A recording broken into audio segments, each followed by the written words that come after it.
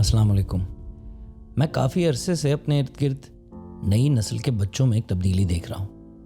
وہ اپنی علاقائی زبانوں بشمول اردو کو اکتاہٹ کی نگاہ سے دیکھتے ہیں اور انہیں بیکار تصور کرتے ہیں، اور اس کے برعکس انگریزی فرفر بولتے ہیں اور ان کا لہجہ بھی انگریزی کارٹونوں جیسا ہو گیا ہے، جو کوئی بری بات نہیں ہے۔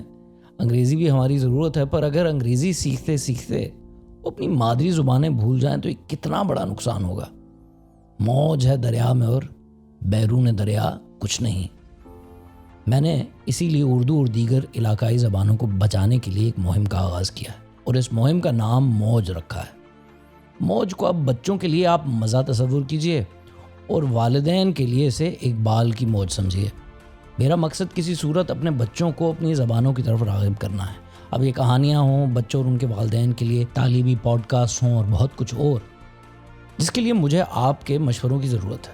میں یہ جانتا ہوں کہ یہ مجھ اکیلے کا مسئلہ نہیں ہے، اور یہ بھی جانتا ہوں کہ یہ کام میں اکیلے نہیں کر سکتا۔